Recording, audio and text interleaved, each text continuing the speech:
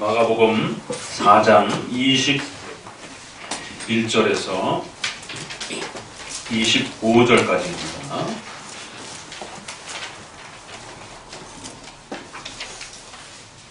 마가복음 4장 21절부터 25절을 제가 봉독합니다. 또 저에게 이르시되 사람이 등불을 가져오는 것은 말 아래나 평상 아래나 두려함이냐 등경 위에 두려함이 아니냐. 드러내려 하지 않고는 숨긴 것이 없고 나타내려 하지 않고는 감추인 것이 없느니라. 들을 귀 있는 자는 들으라.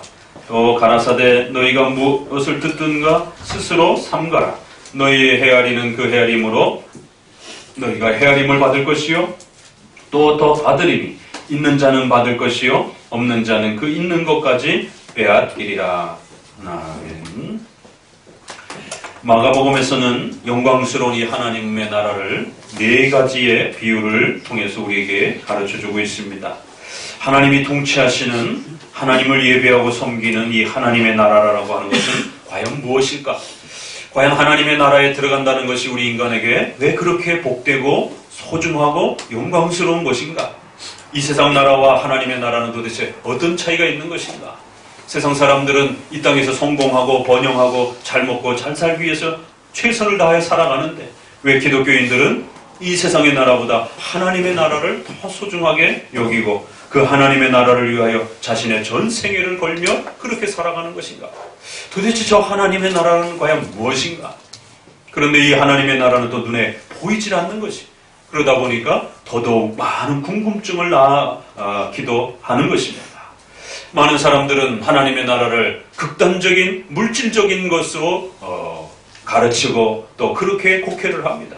그래서 백투 예루살렘이라든가 시오니즘과 같이 예루살렘 땅을 차지하고 그 예루살렘 땅에 천국이 임한다라고 하면서 이스라엘의 그 예루살렘 땅을 영토적으로 회복하는 것처럼 그렇게 착각하기도 하고, 또 어떠한 신비주의자들은 마치 신비 체험을 통해서 황홀경 속에서 빠져들어가면서 그 환상 속에서 하나님을 배웠고 또 천사들을 본다라고 하는 신비 체험을 한다라고 하는 그런 황홀경 속을 마치 하나님의 나라로처럼 그렇게 또 주장하기도 하는 것이, 또 어떤 사람은 하나님의 나라는 이 땅에서 좀 더 좋은 복지와 경제적 나눔과 인권이 확보가 되어지는 그러한 사회 복지적인 그러한 정치적인 평등이 마치 하나님의 나라인 것처럼 또 그렇게 정치적으로 또 사회적으로 그렇게 하나님의 나라를 또 곡해하는 것입니다. 이처럼 오늘 우리 시대에 이 영광스러운 하나님의 나라가 너무 많이 곡해되어 있고 또 변질되어 있고 마치 그 하나님의 나라를 부자가 되는 것처럼 또 이렇게 착각해서 기복주의가 또 팽배하고 이런 모습들을 보게 됩니다. 자, 우리는 첫 번째 하나님의 나라는 그 말씀을 듣고 잘 받아서 그 말씀을 따라 살아갈 때에 우리 인간에게 찾아오는 그 이유로 헤아릴 수 없는 말씀이 주는 그 영의 양식과 기쁨의 즐거움들을 누리며 살아갈 수 있는 것. 바로 그 말씀을 통해서 예수 그리스도를 만나고 그 예수님을 통하여 우리의 죄가 사함받고 지옥의 무서운 형벌을 이제 피하고 천국에서 영원히 하나님의 다스림을 받으며 살아가는, 바로 말씀을 통해서 다스림을 받고 말씀을 배우면서 그 하나님의 진리 안에 거하는 그러한 바로 영광스러움과 기쁨을 누리는 것. 그것이 바로 첫 번째로 우리가 하나님의 나라를 또 설명할 수 있는 중요한 모습이었다라고 앞서 소개를 드렸습니다. 그리고 연이어서 두 번째로는 등불의 비유가 이제 소개가 되어집니다. 얼핏 보아서는 이 등불의 비유가 쉽게 이렇게 이해되어지는 것 같은데, 우리가 지난 마지막 말씀 속에서 그 하나님의 말씀을 듣지 않는 그러한 악한 인류의 이러한 죄악된 교만함과 또 거만함과 또 이러한 인간의 못된 이 죄악됨들에 대한 엄중한 책망들을 들을 귀 있는 자는 들어라 라고 하면서 엄히 책망하면서 인간의 그러한 그 악한 죄악에 대해서 하나님이 무섭게 징계하실 것이다 라고 하는, 하나님의 말씀을 거역한 자들, 하나님의 말씀을 우습게 여긴 자들, 이러한 자들에 대한 무서운 하나님의 책망이 또 있을 것이다 라고 하는, 그리고 또 그것은 결과적으로 하나님의 택함받은 백성들에게만 주는 거룩한 영광스러운 말씀에 대한 은혜였다라고 하면서 또 그렇게 역설적으로 또 그것을 깨닫는 자들에게 감격스러움을 또 그렇게 표현해 주게 됐습니다. 그래서 그 들을 귀 있는 자들은 들을지어다라고 하면서 귀가 눈이 있어도 듣지 못하고 보지 못하는 이러한 어리석음들, 인간의 죄악됨들을 책망하면서 또 동시에 그런 들을 귀와 볼 수 있는 눈을 주시는 하나님의 절대 주권적인 은혜 속에 이루어지는 이 말씀을 먹고 마시는 이 놀라운 신비로운 은혜들을 그렇게 표현을 합니다. 그래서 굉장히 사실은 어려운 그 책망을 하는 방식에 있어서 굉장히 참으로 잘 읽어야만이 이해되어질 수 있는 또 그런 이렇게 표현을 썼습니다. 왜 그러냐면 역설적인 표현을 썼기 때문에. 그래서 말씀을 듣지 않고 거만하고 또 말씀을 조롱하는 자들을 향하여 엄중하게 책망하면서도 또 그 말씀을 깨닫는 은혜는 하나님으로부터 온다라고 하는 이런 아주 절묘한 역설적인 반전의 그러한 그 방식으로서 한편으로는 인간의 죄를 책망하면서도 또 한편으로는 그 말씀을 깨닫는 것은 하나님의 전폭적인 은혜를 통해서 온다라고 하는 또 이러한 은총을 또 깨우쳐주기 위한 양쪽의 이 내용들을 다 말하기 위해서 아주 역설적이고 반전의 형태로 그렇게 훈계와 권면을 한 것입니다. 그런데 오늘 이 등불의 비유에서도 약간 또 그런 비슷한 표현이 또 한번 던져지고 있습니다. 그래서 또다시 들을 귀 있는 자는 들을지어다 라고 하는 이 엄중한 또 이 메시지가 선언이 되면서 드러내려고 하지 않고는 숨긴 것이 없고 나타내려 하지 않고는 감추인 것이 없고 이것도 부정적인 표현으로 써서 도대체 그러면은 나타낸다는 말인가? 드러낸다는 말인가? 그러면 감췄다라는 건 뭔가? 이게 굉장히 차분히 읽으면 상당히 어려운 표현입니다. 그래서 그러면 도대체 누가 감췄다라는 말인가? 그러면 누가 드러낸다는 말인가? 그래서 앞부분에 등불의 비유는 사람이 등불을 켰을 때는 모두가 비치도록 그렇게 높은 곳에 등을 이렇게 달아놓지 누가 그것을 이런 책상 아래에다가 또 큰 바구니 안에다가 빛이 드러나지도 않도록 그렇게 감추고 숨겨놓느냐라는 거예요. 등은 모두가 볼 수 있도록 그렇게 다 보는 앞에 그렇게 비치도록 등불은 켜는 거다라는 거예요. 그럼 이 등불은 뭔가? 그래서 많은 분들이 이제 얼핏 보아서는 이해가 갈 것 같은데 등불이 뭔가에 대한 어려움이고요. 그럼 이 등불을 왜 숨긴다라고 감춘다라고 말하는가? 그러면 누가 감추고 누가 드러내는 것인가? 그리고는 또 들을 귀 있는 자는 들으라 라고 또 이렇게 뭔가 엄중하게 이렇게 또 경고 메시지를 들으면서 성경에서 들을 귀 있는 자는 들으라 라는 이 말씀이 나오면 상당히 조심하셔야 됩니다. 왜냐하면 이건 아주 성경에서 신약에서 특별히 최고의 그러한 책망과 경고가 붙을 때 주로 이런 말을 합니다. 귓구멍이 있어도 못 듣느냐 이런 이제 아주 직설적인 이런 표현이죠. 그렇기 때문에 귀가 있는데 왜 못 듣느냐 이런 책망인 것이에요.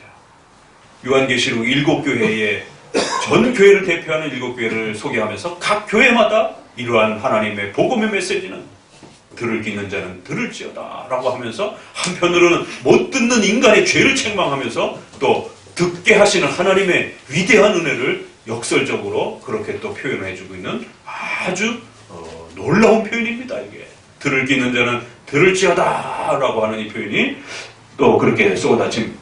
그리고는 마지막 구절도 또 역시 어렵습니다. 그렇기 때문에 너희는 그 듣는 것을 삼가 아주 조심하면서 잘 살피면서 우리 번역에는 헤아린다 라고 해서 뭔가를 이렇게 조사한다 또 비판한다 이런 느낌이 이렇게 들을 수 있지만 이것은 그런 느낌보다는 잘 살핀다 이런 뜻이에요. 그래서 잘 헤아려서 살펴서 잘 또 그렇게 듣게 되면 너희가 그 잘 들은 것을 통해서 더 많이 받게 되는, 더 많이 깨닫는 은혜가 있을 것이요. 그러나 제대로 듣지 못하고 제대로 분별하지 못하는 이러한 자들은 그나마 있었던 것까지도 다 잃어버릴 것이다. 그러니까 헤아린다라는 말은 부정적인 말보다는 우리가 주로 남을 비판하고 자꾸만 조사하고 따지고 이럴 때 지금의 어감은 헤아린다 이런 어감이 좀 더 비판하는 그런 느낌의 어감이 있지만 이 어감은 적어도 그런 부정적인 것보다는 열심히 연구하고 공부하고 잘 살핀다라는 그런 뜻이에요. 그러니까 이 23절과 24절과 25절의 말씀은 이미 우리가 앞에서 보았던 하나님의 말씀을 잘 분석하고 설교 말씀을 잘 집중해서 듣고 잘 분별하면서 그렇게 열심히 하나님의 말씀을 듣게 되면 너희가 그렇게 최선을 다해서 하나님의 말씀을 집중하여 듣고 배울 때에 말씀의 풍요로운 은혜들을 누리게 될 것이다. 그러나 그 말씀을 열심히 최선을 다해서 말씀을 듣고 순종하지 않는 자들에게는 그나마 깨달았던 것들도 잃어버리게 되는 이런 일이 벌어질 것이다. 그래서 이 마지막 권면과 훈계도 사실은 앞부분에 씨 뿌리는 비유에 해당이 되기도 하고 또 여기에도 해당이 되는 그러한 권면적 훈계입니다. 그러니까 들을 귀 있는 자는 들어라 라는 이 말씀 이후로부터 나오는 권면들은 앞부분에 씨 뿌리는 비유처럼 또 여기서도 비슷한 권면이에요. 듣는 거를 삼가 조심하고 주의하고 열심히 들으라는 거예요. 이 가르침은 생명을 주는 가르침이기 때문에 최선을 다해서 들으라는 거예요. 많은 일 듣는데 게으르고 나태하고 듣는데 집중하지 않는다라면 그나마 조금 맛보았던 그러한 내용들조차도 잃어버릴 수 있다라고 하는 권고인 것입니다. 자, 그러면 이렇게 엄중한 경고를, 훈계를 다시 한번 또 재차 강조하는 겁니다. 말씀 잘 들으라는 거예요. 씨 뿌리는 비유 첫 번째에서는 그 말씀이 우리의 영의 양식이기 때문에 우리에게 구원을 가져다 주기 때문에 인 것이고, 두 번째는 등불이라는 비유를 통해서 구원받은 자들은 반드시 성도들의 생활과 삶이 인격적으로 그렇게 비춰지고 드러나야 된다는 거예요. 하나님의 말씀을 통해서 구원받는 이 영광스러운 첫 번째 비유가 한번 소개가 되었고, 두 번째로는 이제 기독교 신앙의 비밀의 두 번째는 바로 신자들은 하나님을 영화롭게 하는 이 신비로운 삶을 살기 때문에 그들의 삶의 등불이, 그들의 삶의 빛이 흐려지거나 어두워지게 되면 심각해진다는 거예요.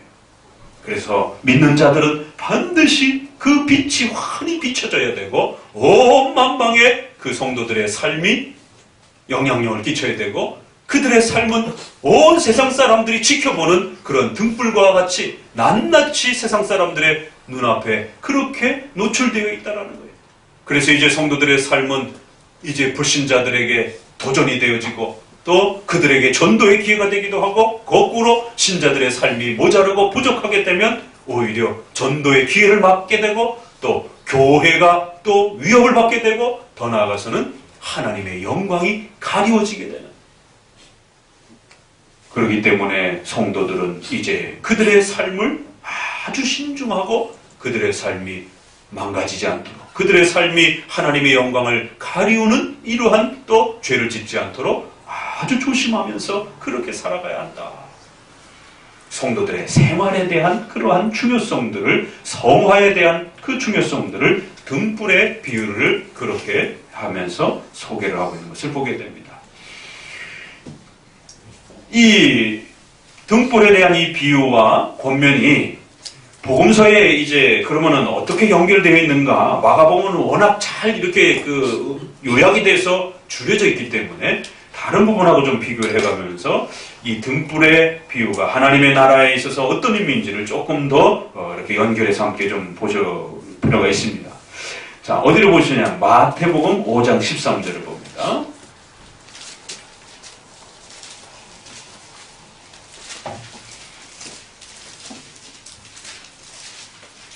이 등불을 우리가 성도들의 선행과 성도들의 삶으로 이렇게 해석하는 것이 과연 맞는가?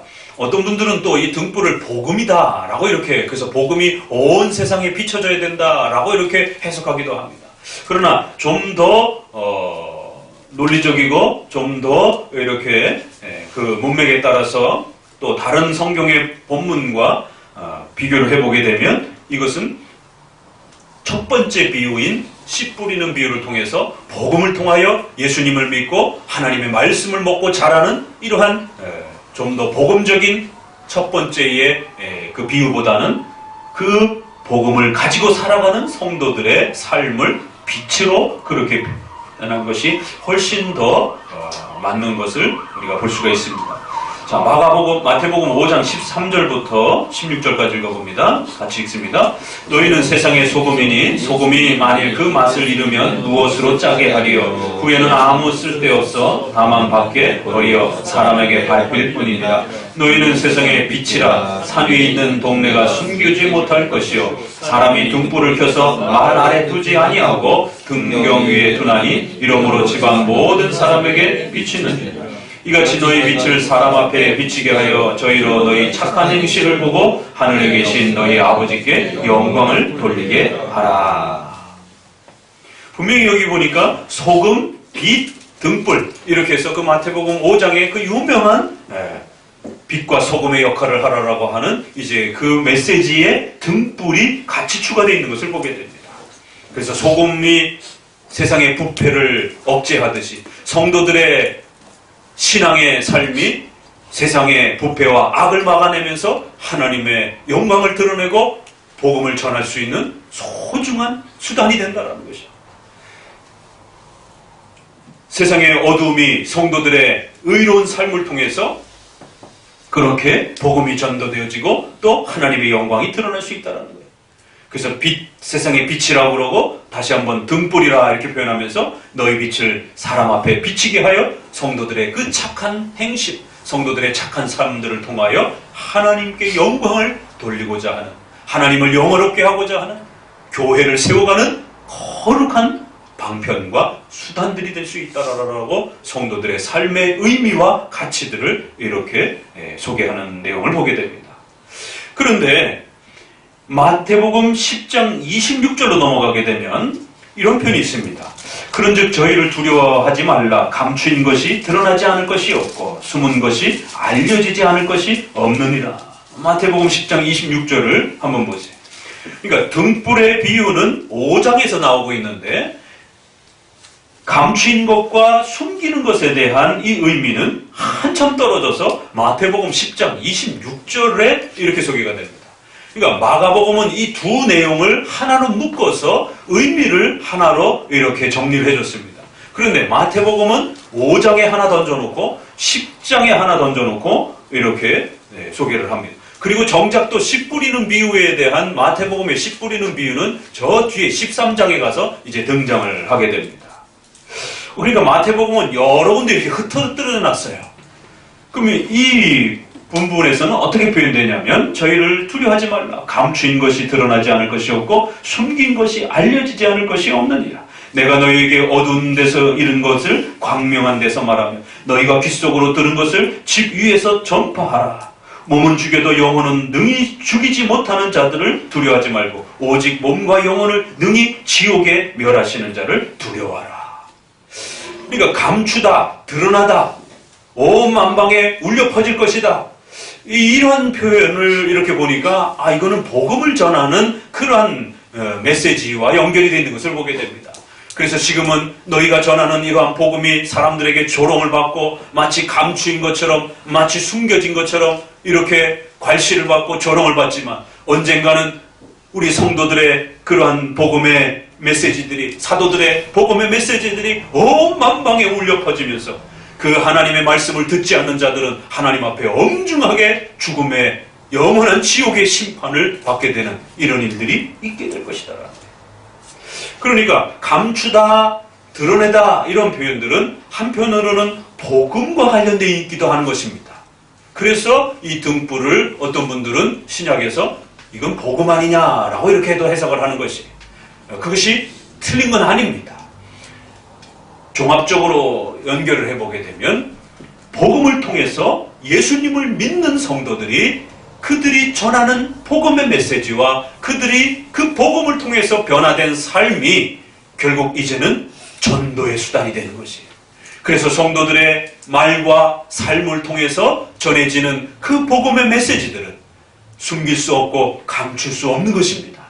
지금은 연약하고 부족해도, 우리 성도들이 연약하고 부족해도 뭐 저런 사람이 그리스도인이야, 뭐 저래가지고 어떻게 천국을 갈 수 있겠어 라고 할지라도 예수 그리스도를 믿는 성도들은 하나님 앞에 의로운 자여 하나님의 백성으로 초대되었기 때문에 이제 그들의 연약한 삶을 통해서 장차 하나님의 나라가 더 강성해지고 하나님의 영광이 온 만방에 그렇게 드러나게 될 것이다라는 거예요.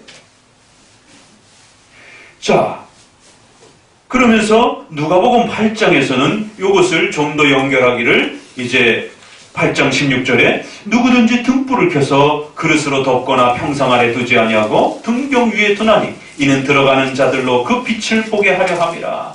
숨은 것이 장차 드러나지 아니할 것이 없고 감추인 것이 장차 알려지거나 나타나지 않을 것이 없느니라. 그러므로 너희는 어떻게 듣는가 스스로 삼가라. 누구든지 있는 자는 받겠고 없는 자는 그 있는 줄로 아는 것까지 빼앗기리라. 예수 그리스도를 믿어야 된다라고 하는 이 복음의 메시지도 우리를 구원하는 소중한 메시지고, 또 예수님을 믿는 성도들이 이제는 하나님의 백성이 되었기 때문에 그들의 삶과 그들의 목소리를 통해 전달되어지는 복음의 메시지들이 지금은 부족해 보이고 연약해도 그들의 입술과 그들의 삶을 통해서 전달되어지는 이 영광스러운 하나님의 나라의 이 초대를 등한시하거나 거부하거나 외면하게 될 때에 하나님의 엄중한 책망이 뒤따를 것이다라는 거죠. 이처럼 전체적으로 결국 들여다보게 되면 연결해서 보니까 등불이라고 하는 것은 그 복음을 받아들인 예수 그리스도를 믿는 성도들의 새로워진 그러한 성도들의 삶을 말하는 것입니다. 이제 성도들의 삶은 예전에 그러한 개인의 삶하고 완전히 달라졌다라고 말합니다. 예전에는 사탄의 종로로 타며 자기 자신만을 위해 살고 자기 가족만을 위해 살고 자기의 부귀영화만을 위해서 살았던 그러한 욕심적인 삶이었습니다. 그러나 이제 예수님을 믿고 나면 죄인이 아니요 예수님의 피로 의로운 자가 되었고 또 하나님의 백성이 되었고 그리스도의 몸이요 그리스도의 신부가 되었다라는 것이. 그래서 이제는 하나님의 나라의 백성으로서 사는 것이, 하나님은 그리스도의 몸에 연합하여 그리스도와 한 몸 된 자로서 그렇게 살아가는 것이. 그렇기 때문에 살아도 죽어도 우리 자신이 우리의 것이 아니라 하나님의 것이요 그리스도의 것이 되어 하나님의 나라를 드러내기도 하고 하나님의 교회를 세워가기도 하는 그러한 귀한 하나님의 나라를 세워가는 수단들이요 도구요 하나님의 백성들이라고 말하는 것입니다. 그리하여 이제 성도들의 말과 행동과 그들의 삶 전체는 등불처럼 온 세상의 어둠을 밝히는 그러한 복음을 전하는 입술이 되고 복음을 증명하는 삶이 될 것이다라는 것이. 예수 믿으면 이렇게 달라진다라고 하는, 예수님을 믿으면 이렇게 복되다라고 하는, 예수님을 믿으면 이렇게 우리의 가정과 우리의 국가와 삶 전체가 이렇게 복되게 바뀔 수 있다라고 하는, 예수님을 믿으면 우리의 죄가 사함받을 수 있다라고 하는 이러한 엄청난 증거와 열매가 되어질 수 있다라는 것이. 그래서 이제 한편으로는 만약 성도들이 그 삶을 등한시하고 성도들이 그 삶을 하나님 앞에서 더욱 성장해가는 이 성화의 삶을 등한시하고 윤리적인 이 성장과 변화에 대한 부분들을 소홀히 여길 때에 그들의 죄악과 성도들의 삶의 이 부족함과 어리석음들은 반드시 또 하나님이 밝혀낼 것이다. 반드시 성도들의 그 못된 행실들을, 성도들의 그 악한 행실들을, 성도들의 그 잘못된 행실들을 반드시 하나님이 드러낼 것이다. 그래서 한편으로는 하나님의 영광스러움을 드러내는 그러한 빛으로서의 성도들의 삶의 모습을 칭찬해 주면서도 한편으로는 또 엄중히 경고하는 거예요. 그런 복되고 영광스러운 성도들의 삶으로 하나님이 초대해 주셨기 때문에 이런 영광스러운 하나님의 은혜의 초대를 등한시하고 막 살고 함부로 살고 하나님의 영광과 교회의 이러한 영광을 등한시하면서 자신의 욕망만을 위해서 사는 그러한 성도의 삶이 있다라면 그러한 악한 삶들에 대해서 반드시 하나님이 드러내어 창피를 주고 또 그것을 밝히어 하나님이 꾸중하고 또 책망하고 진노하시고 하나님께서 그 부분에 대해서 엄히 책망하시겠다라고 말하는 것입니다. 이처럼 이 등불에 대한 비유 속에서도 성도들의 삶을 한편으로는 하나님이 얼마나 놀랍게 그렇게 초대해 주셨는지, 우리가 영원히 지옥에서 죽어야 될 그런 더럽고 추악한 악한 죄인들이었음에도 불구하고 이제 예수 그리스도의 피로 성도들은 그리스도를 증거하는 그러한 영광스러운 빛이 되었다라고 말합니다. 하나님의 나라를 증거하는 영광스러운 빛이 되었다라고 말하는 것입니다. 그래서 이제 사도 바울이 그리스도인들을 죽이려, 그리스도인들을 잡으려 다메섹으로 이제 다소로 가려고 할 때 다메섹 도상에서 그리스도께서 나타나셔서 사도 바울을 엄히 책망하는 겁니다. 너가 왜 내 교회를, 나를 핍박하느냐를. 그리스도께서 자신을 핍박하는 것은 곧 교회를 핍박하는 것이요, 교회를 핍박하는 것은 곧 그리스도를 핍박하는 것이다라고 엄히 바울을 책망하면서 그를 무릎 꿇게 하시는 것을 보게 됩니다. 볼품없는 성도요, 연약한 성도요, 세상에서는 인정받지도 못하는 그런 연약한 저희들이지만 하나님의 자녀요, 백성요, 그리스도의 몸이기 때문에 그 성도들을 함부로 대하거나 그 교회를 우습게 여기거나 성도들의 삶을 공격할 때에 하나님이 무섭게 그들을 징계하시겠다라는 겁니다. 그렇기 때문에 이제 성도들은 하나님의 나라를 증거하고 하나님의 교회를 세워가는 이 복된 하나님의 은혜를 함부로 여겨서, 소홀히 여겨서 성도들의 삶 때문에 하나님의 영광이 가려진다든가, 교회의 복음의 전도의 문이 닫혀진다든가, 쟤 때문에 교회 못 나가겠어, 이런 이야기들이 들려지면서 교회의 전도의 문이 닫혀지는 이러한 어리석은 행동들을 하게 된다라면 하나님은 그들의 숨겨놓은 죄악들을 다 낱낱이 드러내어서 하나님이 이 땅에서도 징계할 것이고 또 마지막 최후 심판 때도 엄히 책망하실 것이다라고 경고하는 것입니다. 이처럼 앞부분에서는 복음을 통한 구원의, 말씀을 통한 구원의 이 복된 영광이 얼마나 큰 것인지를 하나님의 나라의 비유로 그렇게 설명한 것이고, 또 두 번째는 성도들의 삶을 통해서 그들이 함께 모인 곳이 교회인 것입니다. 성도들을 연약하고 부족하지만 그 성도들이 모여서 예배드리고 성찬하고 교회를 만들어가는 것이에요. 그런데 그 성도들이 맨날 모여서 싸우고 서로 욕하고 비방하고 조롱하고, 그래서 주변에 저 교회는 맨날 싸우는 교회야 라고 이렇게 소문이 나기 시작하게 되면 그건 굉장히 심각해지는 것이에요. 그래서 성도들의 삶이 이제 얼마나 복되고 영광스럽게 되었는지를 한편으로는 칭찬해주면서 권면해주면서, 또 한편으로는 그렇기 때문에 이제 너희의 삶 때문에 교회가 위태롭게 되어질 수 있고 하나님의 영광이 가려워질 수 있다는 사실을 엄중하게 마음에 담고 그렇게 살아가라는 거죠. 신앙과 생활에 대한 두 이 보물을 우리에게 잘 세워주면서 하나님의 나라는 이처럼 신앙을 통해서 형성이 되어져 성도들의 삶을 통해서 또 형성이 되어져 가는 것입니다. 하나님의 나라에 대한 이 핵심을 마가복음은 이처럼 한편으로는 구원의 복음의 비밀을 통해서 만들어져 가는 걸 소개했고, 또 다음 두 번째는 성도들의 삶을 통해서 교회로 모여지는 이러한 성도들의 공동체의 모습이 어떠해야 되는지들을 하나님의 나라의 비밀의 두 번째로 소개를 해주는 것입니다. 신앙과 생활은 뗄래야 뗄 수가 없는 것입니다. 비록 우리가 선행을 통해서 구원받는 건 아닙니다. 착한 일을 많이 했다고 구원받는 건 아닙니다. 그러나 믿음으로 구원받습니다.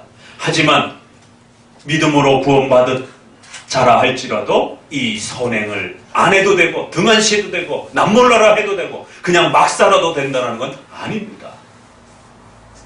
예수 믿으면 이제 무슨 짓을 해도 천국을 간다라고 하는 이런 식의 가르침들은 한국교회 구원파가 가르쳐서 성도들은 이제 의인이 됐기 때문에 죄를 져도 의인이 아니고 죄를 져도 이제는 죄가 아니고 이제는 나쁜 짓을 해도 살인을 해도 거짓말을 해도 이제는 우리는 천국 백성이 되었기 때문에 신자에게는 아무런 해가 없다라는 것이, 이런 몰상식하고 이런 비윤리적이고 이러한 아주 포악한 그런 메시지가 어디 있습니까?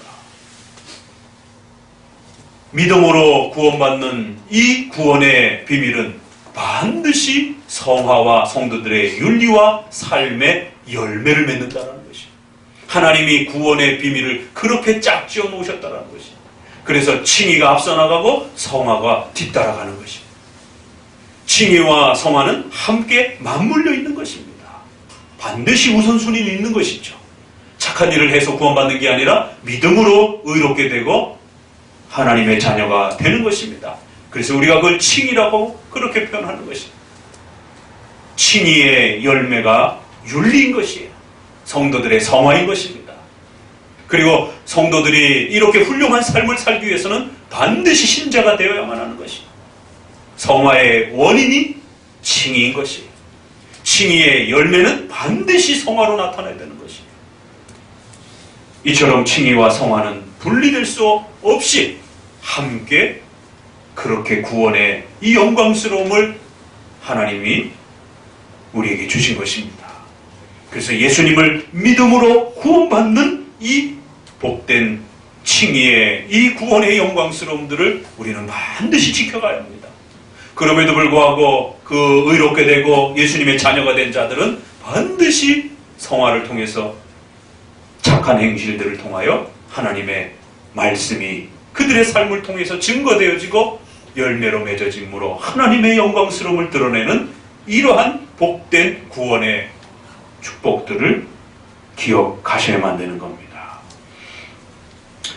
이처럼 신앙과 삶의 문제는 그것이 혼동되어서도 안 되고 그 순서가 거꾸로 뒤집어져서도 안 되고 반드시 말씀과 그리스도의 피로 구원받는 칭의가 앞서고 그리고 그 칭의의 열매로서 신자가 하나님의 이제 복된 삶의 열매를 맺는 성화가 뒤따라오는 것입니다. 하나님은 우리를 단지 예수님 믿고 지옥으로부터 구원하시기 위해서만 우리를 구원한 게 아닙니다. 구원해놓고 난 다음에 뭐 하실 거예요? 지옥에서 끄집어내놓고 난 다음에 뭐 하실 겁니까? 잘 먹고 잘 살으라 그럴 거예요? 그게 아니라 창조의 첫 그 하나님의 뜻이었고 명령이었다. 온 땅을 다스리고 모한방을 통치하면서 하나님의 영광스러움을 온 땅 가운데 드러내라라고 했던 바로 그들의 삶과 그들의 모든 역사들을 통해서 하나님을 영화롭게 하며 하나님의 이름을 드높이고자 했던 그 하나님의 첫 창조의 목적이 아직 성취되고 있지 않은 것입니다. 우리의 죄 때문에. 그래서 첫 번째는 지옥에서 일단은 끄집어내야 되는 겁니다. 그리고 두 번째는 이제 그 의롭게 된 자들을 통하여 첫 번째 그 창조의 목적을 이제 실천하고자 하시는 것입니다. 그래서 연약하고 부족하지만 성도들의 생활과 삶을 통해서 성도들의 가정생활을 통하여 성도들의 직업생활을 통하여 성도들의 국가와 사회생활들을 통하여 성도들의 전 삶을 통하여 하나님의 창조의 이 영광스러움이 그들이 살아가는 생애 전체를 통하여 아담과 하와를 통하여 그들의 생애 전체를 통하여 에덴 동산을 돌보는 그들의 생활 전체를 통하여 하나님이 얼마나 위대하신지를 하나님의 영광스러움을 드러내시려고 하셨던 그 창조의 목적이 아담과 하와의 타락 때문에 중단된 것입니다. 그래서 이제는 지옥에서 죄악에서 우리를 끄집어내고 그리고는 본격적으로 하나님의 창조의 영광을 가정과 국가와 사회 그들의 전 삶을 통해서 하나님의 위대하심을 드러내고자 하시는 것입니다. 그래서 여러분들을 살려두시는 것입니다. 살려두시는 것입니다. 그 목적이 없으면 예수 믿고 나면 바로 죽어야 돼요. 그래야 빨리 천국 가는 것이죠. 그러나 단지 지옥에서 끄집어내는 게 궁극적인 목적이 아니라 지옥에서 끄집어내서 의로운 자로 만들어서 이제는 하나님을 영화롭게 하기 위한 이 영광스러운 삶을 우리의 생애 동안에 살아가는 것입니다. 그래서 그걸 위하여 어떤 사람은 50년, 어떤 사람은 100년을 살아가는 것입니다. 그래서 어떤 사람은 순교를 통해서 또 그렇게 삶을 드리기도 하는 것입니다. 바로 이러한 목적 때문에 우리가 살아있는 것이에요. 예수 믿는 것이 최종적 목적이었다라면 우리는 더 이상 살 필요가 없습니다. 이 땅에 있다 보면 자꾸 죄만 짓게 되기 때문에 예수 믿는 그 순간으로 바로 죽어서 천국 가는 것이 훨씬 더 나을 수도 있는 것입니다. 그러나 그게 최종 목적이 아니요 하나님의 영광스러움을 드러내 너희의 착한 행실을 보고 하늘에 계신 너희 아버지께 영광을 돌리게 하려 함이니라 라는 말씀처럼 성도들의 각양각색의 그 다양한 삶을 통하여 하나님이 존귀와 영광과 찬양을 받으시면서 하나님의 그 창조의 영광스러움들을 하나님이 드러내기 위하여 각각의 삶들을 우리에게 허락해 주시는 것입니다. 이러한 구원과 삶의 중요한 하나님의 뜻을 우리 선조들은 깨달았기 때문에 제네바 교리문답에도 구원을 가르치기 위해서는 사도신경을 가르쳐 준 거고 그 기독교의 구원의 비밀이 담겨 있습니다. 예수 믿고 난 다음에 어떻게 살아가야 될 것이냐를 가르치기 위해서 십계명을 한편에 또 가르친 것입니다. 그리하여 사도신경과 십계명은 우리 기독교 신앙의 본질이요 핵심이요 모든 것인 것입니다. 하나님의 나라는 뭐라고요? 말씀을 통해서 구원받는 비밀을 말하는 것이고 또 성도들의 삶을 통하여 하나님을 영화롭게 하는 바로 이 두 가지가 마가복음에는 핵심적으로 담겨 있는 것입니다. 그리고 나머지 두 비유는 그것에 대한 열매와 그 효과에 대한 부분들이 추가적으로 설명되고 있을 뿐입니다. 마가복음에서는 이 첫 번째와 두 번째가 하나님의 나라의 핵심을 말해주는 본질인 것입니다. 우리 선조들은 이거를 깨달았기 때문에 기독교를 가르쳐주기 위해서 기독교가 뭔지를 설명하기 위해서는 반드시 어려서부터 자녀들에게 또 불신자들에게 새신자에게 사도신경을 가르치는 것이고 십계명을 가르치는 것입니다. 오늘날은 사도신경도 가르치지 않고 더더구나 십계명은 더 안 가르치는 시대가 되었습니다. 저도 장로교에서 모태신앙을 통해서 어려서부터 다녔지만 사도신경을 단 한 번도 설명받으면서 배운 적이 없습니다. 청년 때까지. 십계명은 더더구나 한 번도 구경도 해보지도 못했어요. 청년이 될 때까지 주일학교 선생님이 되어서도 십계명을 외워본 적도 없습니다. 그러니 하나님 앞에서 어떻게 살아야 하나님이 복을 주시는지, 하나님 앞에서 어떻게 살아야 영광스러움이 되는지 아무것도 모르는 것입니다. 그냥 막 사는 것입니다. 그리고는 자기의 욕심을 따라 하나님 앞에 도와달라고 매달리는 것입니다. 기독교의 본질을 제대로 배우지 못하는 참으로 안타까운 이런 현실들을 보게 됩니다. 그렇기 때문에 오늘날은 사도신경과 십계명을 가르치는 교회와 가르치지 않는 교회로 구별이 될 정도로 이렇게 또 기준이 되어지는 것입니다. 특별히 이제 성도들의 생활과 관련해서 이제 이 십계명이 기준이 됩니다. 성화의 기준으로서 십계명을 가르치느냐 안 가르치느냐. 십계명을 가르치는 교회는 뭔가 생각이 있는 겁니다. 성도들의 삶이 얼마나 중요한지를 아는 것입니다. 그 성도들의 삶이 어떻게 하나님 앞에 쓰여지는지를 아는 것입니다. 그래서 십계명을 의무적으로 그렇게 가르치려고 애를 쓰는 겁니다. 그런데 십계명을 가르치는 교회는 주로 칼빈주의 개혁교회밖에 장로교회밖에 없습니다. 그래서 우리가 장로교회를 훨씬 건강한 교회요 더 훌륭한 교회라고 말하는 것입니다. 그런데 이제 이 십계명을 다룰 때는 조심하셔야 됩니다. 왜냐하면 이 십계명은 형식적으로 구약에서 소개되어지는 율법의 형식을 가지고 있기 때문에 한편으로는 율법주의의 위험이 있는 거고 십계명을 안 가르치는 오늘날과 같이 신비주의와 기복주의에 빠져 있을 때는 무율법주의. 그리고는 십계명을 가르치는 게 아니라 십계명에 없는 것을 인간의 법으로 만들어서 율법처럼 가르치는 이런 바리새이주의 또 로마 카톨릭주의 이런 거 다 십계명을 잘못 가르쳐서 율법주의로 빠져버리는 것이죠. 그리고 한쪽에는 율법을 이 형식인 십계명을 가르치지 않는 세속주의, 이 두 개가 2000년 교회사 속에 끊임없이 성도들을 괴롭혀 왔습니다. 그래서 십계명을 좀 더 배우려고 애를 쓰다가는 십계명을 잘못 이해해가지고 율법주의에 빠지는 경우가 허다하고, 또 아예 십계명을 안 배우는 경우들이 또 허다하고, 특별히 조심하셔야 될 것은 율법주의에서는 마치 그 선행을 통해서 구원받는 것처럼 그렇게 공로사상과 선행구원을 가르치는 로마 카톨릭의 이 구원론이 아주 심각한 피해를 입혔습니다. 그래서 이 십계명과 관련해서, 이 성화 관련해서 조심해야 되는 첫 번째는 율법주의나 무율법주의에 빠지지 않도록, 그래야 한편으로는 금욕주의와 세속주의로 그렇게 생활이 나타나는 것이, 성도들의 삶을 어떻게 살아간다고요? 한쪽에는 극단적인 금욕주의로 살아가는 것이, 한쪽으로는 너무너무 세속적으로 살아가는 것이 그렇게 나타납니다. 실제적으로 성도들의 생활에 대한 부분도. 두 번째 조심하셔야 되는 것은 성도들의 성화는 하나님을 영화롭게 하는 이 영광스러움의 은총을 받았습니다. 그러다 보니까 성도들의 성화를, 성도들의 윤리와 삶을 똑바로 사세요, 바르게 사세요. 그렇지 않으면 하나님의 영광이 가려집니다. 더 나아가서 구원도 못 받습니다. 이렇게 가르치는 이제 오해들이 나타나는 것입니다. 성도들의 생활을 너무 지나치게 강조를 해서 마치 선행을 통해서 구원받는 것처럼, 이게 율법주의인 겁니다. 그래서 한편으로는 인간의 구원과 관련해서 율법주의와 무율법주의가 나타나고요, 또 한편으로는 하나님의 영광과 관련해서, 하나님 자신과 관련해서 마치 성도들의 성화를 통해서, 성도들의 착한 행실들을 통해서 하나님의 영광이, 하나님의 그 존재에 하나님의 높으심이 더해지거나 보태지는 것처럼 착각을 하는 것이죠.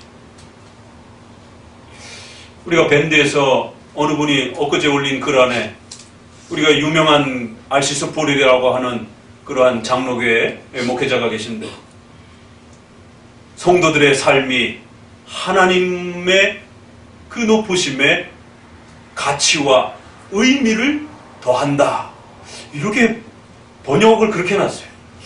그렇게 쓰신 것이고, 또 뭐 번역의 문제도 있겠지만, 그래서 알시스 프로의 책은 웨스트민스터 해설집도 있지만 조금 조심해서 보셔야 됩니다. 왜냐하면 장로교의 신학자이지만 반티를 이렇게 비판하면서 그 신학회를 구성한 그러한 제자 그룹이기 때문에, 반티를 저항하면서 반틸의 제자이면서도 반틸의 그러한 성경 중심적이고 신앙 고백적 중심의, 하나님 중심의 이러한 신앙관을 불편하게 여겨서 멀리하신 분이 보스웰이라든가 고든 클락이라든가 알시스 불이라든가 또 나중에 프란시스 셰퍼라든가 이런 분들이 결국 그 반대편에서 활동을 이렇게 하게 됩니다. 그래서 약간 장로교랑 겹쳐 있는데도 불구하고 장로교적이지 않는 이런 약간 모호함들이 있는 것입니다. 하나님의 이름과 하나님의 영광스러움이 우리 성도들의 생활을 통하여 그의 하나님의 이름의 가치와 의미가 부여된다, 이렇게 번역을 해놨습니다. 이게 맞는 말입니까? 틀린 말? 우리 성도들의 착한 행실을 통하여 하나님의 영광이 더해진다, 하나님의 존귀하심이 추가된다, 부여된다, 이건 조심해서 해야 하는 말입니다. 아무리 성도들의 생활이 중요하다 할지라도, 아무리 성도들의 행위를 통하여 하나님의 나라의 보탬이 되고 또 교회가 세워져 가는데 중요한 역할을 한다 할지라도, 성도들의 생활을 강조하다가 지나치게 마치 성도들의 생활을 통하여 구원이 이루어지는 것처럼, 칭의가 이루어지는 것처럼 그렇게 구원과 관련해서 말해도 안 되는 것뿐만 아니라 하나님의 존귀와 하나님의 그 이름과 하나님의 존재가 성도들의 행실을 통하여 더해지거나 보태지거나 부여되는 것처럼, 추가되는 것처럼 이렇게 말하면 큰일 납니다. 그러면 하나님이 모자라가지고, 하나님의 영광이 모자라가지고 우리 성도들의 착한 행실을 기다리고 계시는 겁니까? 뭔가 더 떼져야 하나님의 영광이 완벽해지는 겁니까? 그런 식으로 이해하면 큰일 납니다. 그러면 하나님을 마치 부족한 하나님, 모자란 하나님처럼 그렇게 오해할 수 있는 것입니다. 이게 바로 인본주의라고 하는 알미니안주의 신앙의 방식들인 것입니다.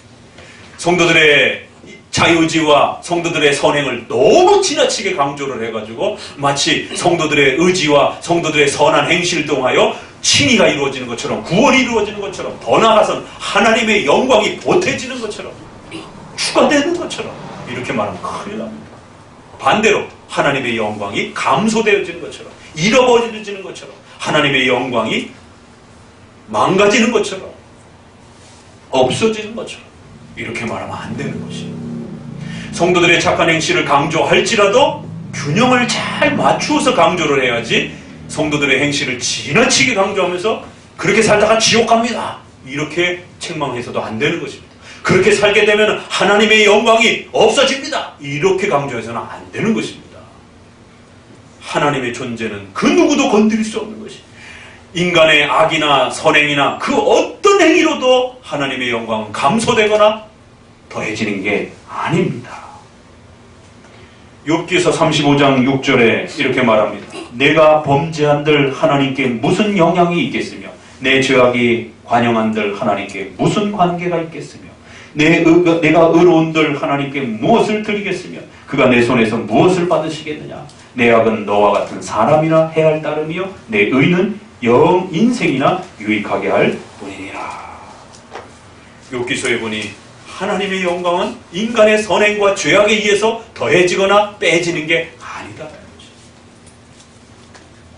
그런데 분명히 우리는 주기도문에서 그의 이름을 높임을 받으시옵고 하나님의 이름을 우리가 높일 수 있다라고 말합니다. 하나님의 영광을 영화롭게 한다. 소유리 문답에도 그렇게 말하고 있습니다. 그럼 이게 뭔 차이입니까? 분명히 욥기서에서는 하나님, 우리의 인간의 죄와 선행 때문에 더해지거나 빼지는 게 아니라라고 분명히 말합니다. 하나님의 영광과 하나님의 이름의 존귀함은 결코 변동되는 게 아니에요. 단 0.001%도 더해지거나 빼지는 게 아닙니다. 그런데 분명히 성경에서는 하나님의 영광이 우리 성도들의 착한 행실들을 통하여 영화롭게 되어진다라고 말하는 것이, 높임을 받는다라고 말하고 있는 것이, 3계명에 여호와의 이름을 망령 때 일컫지 말라, 여호와의 존귀와 영광스러움을 훼손하지 말라 이런 뜻이에요. 하나님의 영광을 높이라, 하나님의 이름을 높이라 라는 명령이에요. 분명히 3계명에서도 하나님의 영광스러움이 높아질 수 있고 하나님의 영광스러움이 성도들의 잘못된 행동들을 통해서 훼손되거나 가려질 수 있다라고 또 말하는 거예요. 이래서 성경을 읽을 때는 항상 조심하셔야 되는 것입니다. 분명히 한편으로는 더해지거나 보태지는 거나 축소되는 게 아니다라고 분명히 말을 하고 있는데, 또 한쪽에서는 분명히 하나님의 영광이 드러나고 또 가리워질 수 있다라고 말하는 것이에요.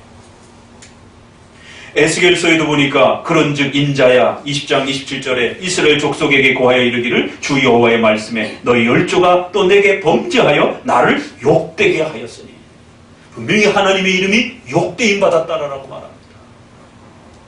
에스겔 22장 26절에도 그 제사장들은 내 율법을 범하였으며 나의 성물을 더럽혔느니라. 그 눈을 가리워 나의 안식일을 보지 아니하였으므로 내가 그 가운데서 더럽힘을 받았다. 굉장히 큰 표현이죠. 하나님이 우리의 죄악 때문에 더럽혀지는 분입니까? 네라고 대답해도 문제가 되고 아니오라고 대답해도 문제가 되는 것입니다. 이래서 교리가 필요한 것이에요. 성경에는 그 문맥과 대상에 따라 다양하게 표현하는 거예요. 너 때문에 내 이름이 더럽혀졌다, 내 이름이 욕되임을 당했다라고 이스라엘을 아주 호되게 책망합니다. 그러나 또 욥기서에서는 인간의 죄와 선행 때문에 하나님의 이름과 영광이 더해지거나 낮아지는 게 아니다라고, 하나님은 절대 지존자다라고 이렇게 말하는 거죠. 그렇기 때문에 이걸 종합적으로 정리한 표리가 필요한 것입니다. 우리 웨스트민스터 신앙고백 부분을 한번 읽어봅시다. 16장 주보에 있는 2항을 같이 읽어봅니다. 시작. 하나님의 계명들의 순종함으로 이루어지는 참되고 살아있는 신앙의 열매이며 증거되라. 형제들은 이 선행으로 자기들의 감사를 나타내고 신을 굳게 하며 형제의 덕을 세우고 복음의 덕을 높이며 반대자들의 입을 막고 하나님을 야롭게 한다. 신자들은 하나님이 지은 바요 예수 그리스도 안에서 선행을 위하여 창조되었으니 이는 그들로 하여금 거룩함에 이르는 열매를 맺으며 마침내 영생을 얻게 하시려는 것이다. 하나님은 성도들이 예수 그리스도 안에서 구원받아 선행을 하며 하나님을 영화롭게 하도록 그렇게 창조하신 것입니다. 그래서 구원만이 최종적 목적이 아니라 구원받은 자들로서 하나님을 영화롭게 하며 하나님의 영광스러움을 평생토록 드러내어 하나님이 기뻐하시는 그러한 목적으로 우리를 창조하시고 구원하신 것입니다. 그래서 이제 이 성도들의 선행은 복음의 칭의의 원인이 아니고 근거가 아니고 뭐라고요? 열매이며 증거가 될 수 있는 겁니다. 예수님을 믿을 수 있는 원인은 어디 있어요? 우리의 착한 행실 때문이 아닙니다. 반드시 예수 그리스도를 믿음으로 구원받는 것입니다. 믿음으로 우리가 칭의받고 의롭게 되는 것입니다. 인간의 선행과 공로는 결코 1%도 들어가는 게 아니에요. 오직 예수 그리스도의 피로 구원받는 것입니다. 그러나 예수 믿는 자들은 반드시 그 예수님의 피의 은혜가 너무너무 값지고 복되기 때문에 그 예수님의 피는 성도들의 삶을 통하여 강력하게 선한 행실들을 통하여 열매가 표출이 되고 나타난다. 예수님의 피는 너무너무 귀한데 성도들의 생활은 더러워요. 이러면 문제가 되는 겁니다. 예수님의 그 피로 구원받은 그 그리스도의 피는 너무너무 놀라워 그들의 영혼에 그 죄악까지 사해줄 뿐만 아니라 그들의 삶 전체까지도 변화시켜주는 이러한 역사들이 일어난다는 거예요. 비록 우리가 연약한 육체를 가지고 있기 때문에 최후의 종말을 통하여 부활의 몸을 받기 전까지는 죽을 때까지 계속 성장해야 됩니다. 연약함이 여전히 남아있는 거예요. 아무리 고쳐도 또 연약함이 남아있는 겁니다. 완벽해질 수는 없어요. 그럼에도 불구하고 죽을 때까지 계속해서 그 그리스도의 피의 놀라움들이 우리 성도들의 말과 행실과 삶을 통하여 계속해서 열매로 드러나면서 그 열매들을 보고 전도를 받게 하신다는 거예요. 복음을 들고 나아가서 전도지를 들고 나가서 전도를 통해서도 전도가 되어지지만 가족들이라든가 가까운 사람들은 아무리 말로 해도 전도가 안 됩니다. 너처럼 믿어갖고 내가 교회 안 나간다. 너 때문에 보기 싫어서 교회 안 나간다. 이렇게 그 성도의 신앙생활과 삶에 대해서 부정적 모습을 보게 되면 교회 안 옵니다. 그렇기 때문에 가까운 사람, 먼 사람 모두에게 복음을 전하기 위해서는 입으로도 복음을 전해야 되지만 우리의 삶이 복음의 전도의 수단이 되기도 하는 것입니다.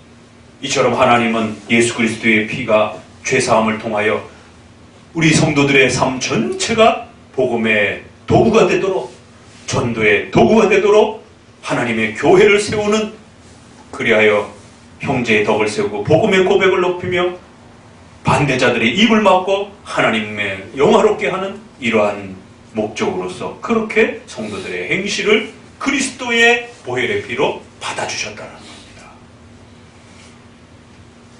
요한복음 17장을 연결해서 같이 읽어보도록 합니다. 성도의 착한 행실은 왜 그렇게 중요한가? 왜 그럼 이제 하나님의 이름을 높이고 영화롭게 할 수 있는 그러한 소중한 도구로 바뀔 수 있게 된 것인가? 요한복음 17장은 그 비밀을 이렇게 소개를 합니다. 17장 21절부터 읽어봅니다. 아버지께서 내 안에 내가 아버지 안에 있는 것 같이 저희도 다 하나가 되어 우리 안에 있게 하사 세상으로 아버지께서 나를 보내신 것을 믿게 하옵소서. 내게 주신 영광을 내가 저에게 주었사오니 이는 우리가 하나 된 것 같이 저희도 하나가 되게 하려 함이니이다. 곧 내가 저희 안에 아버지께서 내 안에 계셔 저희로 온전함을 이루어 하나가 되게 하려 함은 아버지께서 나를 보내신 것과 또 나를 사랑하신 같이 저희도 사랑하신 것을 세상으로 알게 하려 함이었소이다. 아버지여 내게 주신 자도 나 있는 곳에 나와 함께 있어 아버지께서 창세전부터 나를 사랑하심으로 내게 주신 나의 영광을 저희로 보게 하시기를 원하옵나이다.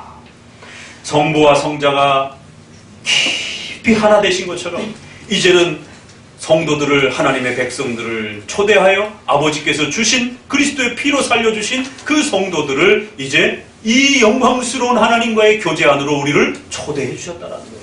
그래서 이제는 하나님이 우리 안에, 우리가 하나님 안에 함께 거하는 이러한 신비로운 인격적인 연합의 가족의 관계가 형성이 되었다는 거예요.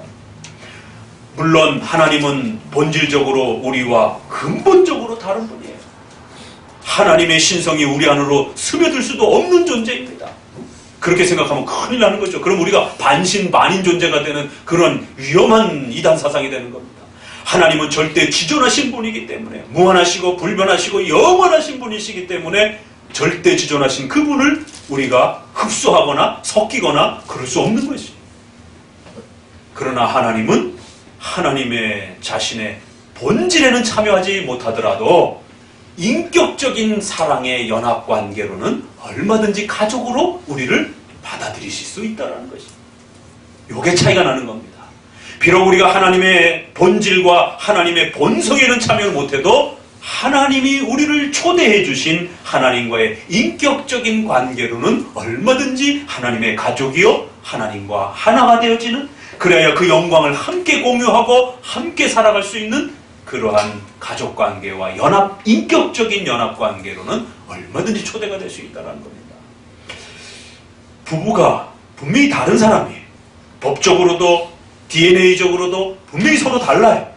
그런데 결혼을 해서 한 가족을 이루게 되면 법적으로도 하나의 가족으로 취급하고 또 그 한 가족을 통해서 자녀들이 양육이 되어져서 그 자녀들은 부모 모두를 섬기게 되고 한 가족으로서의 관계가 형성이 되는 겁니다.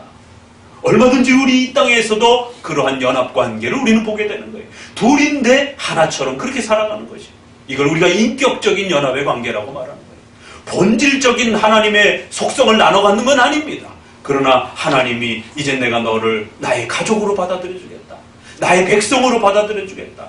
나와 한 몸처럼 그렇게 받아들여 주겠다라고 그렇게 하시게 되면 그러한 인격적인 연합의 관계는 얼마든지 형성될 수 있어요.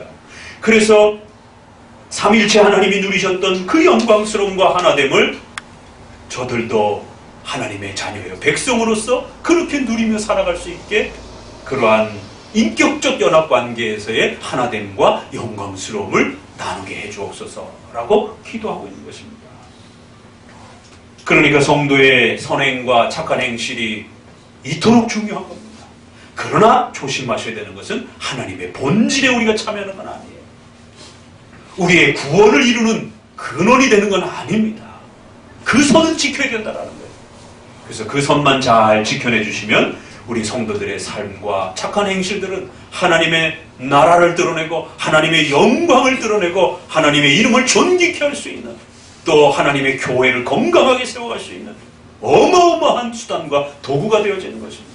반대로 성도들의 행실과 말과 행동이 모자라거나 또 잘못되게 되면 하나님의 영광이 가리워질 수 있고 그리스도의 이름이 욕되임을 받을 수 있고 그리스도의 이름이 더럽혀질 수 있는 또 이러한 엄중한 책망을 받을 수 있는 것입니다. 그래야 고린도전서 10장 31절 그 유명한 먹든지 마시든지 무엇을 하든지 하나님의 영광을 위하여 사는 존재가 되었으니 그렇게 살아가라라고 권면하는 것입니다. 여러분이 이제 식사할 때도 하나님의 영광을 위하여 그렇게 숟갈을 드셔야 돼요. 세상 사람들도 동양 문화에서 식사를 할 때 예절이 있습니다. 서양에서도 예절이 있어요. 뭐처럼 잡수시면 안 되는 것이에요. 뭐처럼 먹지 말라 그러잖아요. 우리 속담에도. 왜? 그 먹는 행동 하나하나에 예의와 범절이 이렇게 묻어나기 때문에. 그런데 하물며 크리스찬들이 어른들하고 식사하고 또 이렇게 윗사람하고 이렇게 식사를 하는데 아주 버릇없이 그렇게 막 무슨 개걸스럽게 그렇게 막 먹는다라면 그런 사람됨으로서도 욕을 받고 크리스찬으로서도 욕을 받는 것이. 누구한테 배워서 저래? 이렇게 되면 부모 욕도 먹이게 되고 저도 교회 다니는 거야? 이러면 저도 욕을 먹게 되는 것입니다. 이제는 한 공동체로서의 그 연합관계가 서로 되었기 때문에 부모 자식 지간에 함께 그렇게 연결되는 것처럼 성도들도 교회도 마찬가지인 것입니다. 그래야 사도행전 2장 46절에는 놀라운 메시지가, 사도행전 2장 정도면 교회가 이제 시작되는 메시지인데, 날마다 마음을 같이하여 성전에 모이기를 힘쓰고 집에서 떡을 떼며 기쁨과 순전한 마음으로 음식을 먹고 하나님을 찬미하며 또 온 백성에게 칭송을 받으니. 신앙생활도 잘 해야 되지만 하나님께 칭송을 받으면서도 온 백성에게도 칭송을 받으라는 것이, 이게 기독교입니다. 그런데 오늘날은 신앙생활만 잘하는 것만 골몰하면서 성도들이 세상 사람들로부터 칭찬을 받고 존경을 받는 것에 대해서는 너무 등한시하고 그 소중한 가치들을 외면하는 것이, 그래서 오늘날 대형교회를 중심으로 하여 몰상식한 기독교, 무식한 기독교, 아주 포악스러운 기독교, 억지스러운 기독교, 못된 기독교인, 이런 욕되임을 받는 것입니다. 결국 그런 소리가 나올 때마다 교회가 엄청난 상처를 받게 되고 전도의 문이 막히게 되는 것이고, 더 나아가 하나님의 영광과 그리스도의 십자가의 피가 가려지는 것입니다. 야고보서는 그러기 때문에 행함이 없는 믿음은 죽은 믿음이라고까지 엄히 경고하는 겁니다. 그리고는 제발 성도들은 말 조심 좀 하라라고 3장에서는 말에 대해서, 2장에서는 행실에 대해서 여러 분야들을 소개하면서 성도들의 삶을 제발 좀 조심하라라고 그렇게 당부 또 당부하는 것이, 그 중에서 특별히 야고보서에서는 언어에 대해서 제일 큰 비중을 두고 제발 말 좀 조심해서 하라라. 예수님의 피를 생각하고 교회를 생각하고 하나님의 영광을 생각하면서 좀 말하라라. 과거에는 우리가 아무 거리낌 없이 말했다 할지라도 이제 여러분은 예수님으로 거룩하게 되고 하나님의 영광을 드러내는 전도자라는 사실을 명심하라는 것이에요. 그래서 이웃 동료들과 교회 안에서 또 사회에서 말과 행동에 있어서 말을 예의 있게 하시고, 약속을 하셨으면 반드시 지키고, 말과 행동 속에 성도들의 인격이 묻어나게 되고 그리스도의 존귀함과 하나님의 영광스러움이 드러나는 것입니다. 자, 17장을 읽어보면서 이제 정리해 봅시다. 성도의 견인과 관련하여, 그리하여 성화와 관련된 내용이 있어서 웨스민스터도 이렇게 정리를 합니다. 사망 읽어봅니다. 그럼에도 성도들은 사탄과 이 세상의 유혹과 그들 안에 남아있는 부패의 우세함과 자신을 보호하는 수단들을 게을리함으로 극심한 죄에 빠질 수 있으며 그 결과 얼마 동안 죄에 빠져있기도 한다. 그 때문에 그들은 하나님의 진노를 일으키고 그의 성령을 슬프게 하며 그들이 받은 은혜와 위로 중 일부를 빼앗기게 되고 그들의 마음이 강팍해지고 양심은 상처를 입고 다른 사람을 해치고 넘어지게 하며 그들 자신에게 일시적 심판을 불러온다. 성도들의 윤리와 성도들의 행실을 등한시하게 되면 어떤 일이 벌어진다고요? 극심한 죄에 빠져서 얼마 동안 죄에 심각하게 빠져 있는데 어느 정도까지라고요? 하나님의 진노를 일으키고 성령 하나님을 슬프게 하고 우리에게 받은 은혜 중 일부를, 비록 칭의는 취소되지 않는다 할지라도, 지옥으로 떨어지진 않는다 할지라도 그 받은 열매의 은혜들을 일부를 빼앗기고 마음이 강팍해져서 다른 사람도 해치고 자기도 넘어지면서 하나님의 책망을 받는, 하나님의 징계를 받는 이런 엄중한 책망에 빠질 수 있다라고 말합니다. 그래서 우스갯소리로 성도들은 지옥에 가진 않는다 할지라도 이 땅에서 지옥은 맛볼 수 있다라고 그렇게 경고할 수 있는 겁니다. 이 땅에서 지옥과 같은 삶을 겪어보실 겁니까? 그러면 막 사세요. 십계명 없는 삶을 사세요. 십계명이 비록 구원의 조건은 아니랄지라도 하나님의 나라와 영광을 드러내는 중요한 기준이 되는 것입니다. 그래서 십계명을 모르게 되면 어떤 일이 벌어진다고요? 막 살게 되는 것이에요. 죄가 뭔지 모르는 거예요. 하나님이 뭘 싫어하는지 모르는 거예요. 그러니까 막 행동하게 되는 겁니다. 그러면 이 땅에 사는 동안 하나님의 진노와 하나님의 책망을, 오히려 불신자보다 더 무서운 책망들을 겪게 된다는 것입니다. 이 땅에서. 비록 칭의는 취소되지 않는다 할지라도 성령 하나님을 슬프게 하며 하나님의 진노를 받는 이 무서운 징계가 뒤따를 수 있다라고 그렇게 엄히 책망하는 겁니다. 그래요, 오늘 본문에서도 그러기 때문에 들을 게 있는 자는 듣고 하나님 앞에서 그 죄악들을 숨기게 되면 반드시 하나님이 드러내어 책망하실 것이다라고 경고하는 것입니다. 또 성도들의 착한 행실들을 잘 하게 되면 비록 연약하다 할지라도 예수님을 믿는 자들의 행실이기 때문에 하나님은 그 연약한 성도들의 행실을 사용하여 교회를 강건케 하고 하나님의 영광을 드러내는 온 만방의 그 성도들의 생활을 자랑하고 그 성도들의 생활을 뿌듯해하게 여기시면서 봐라, 내 자녀들의 착한 행실들이다 라고 하면서 그렇게 하나님은 자랑스러워 하실 것이다. 그래서 한편으로는 또 하나님이 그 감추인 것을, 작은 착한 행실을 만방에 드러내면서 보라, 우리 성도들의 착한 행실이다 라고 이렇게 자랑할 것이고, 또 거꾸로 반대로 숨겨진 그런 행실들은 드러내어 책망을 하게 될 것이다 라는 것입니다. 이중적인 그런 의미가 함께 담겨 있는 것입니다. 그래야 결론적으로 성도들의 삶을 이렇게 소중하게 잘 기억하고 이 성도들의 생활을 위하여 부족하더라도 최선을 다하는 성도들에게는 더 얻게 될 것이요, 이걸 등한히 여기고 막 살고 함부로 행동하고 막말하고 약속 지키지 않고 이렇게 거만하게 행동하게 되면 있는 것도 빼앗길 것이다라고 엄히 책망하는 것을 보게 됩니다. 십계명에 대한 이러한 이야기들은 이제 다음 주에 씨 뿌리는 겨자씨 비유를 통해서 씨와 관련된 또 다른 비유가 또 나옵니다. 거기서도 또 역시 성도들의 삶의 문제들이 다뤄집니다.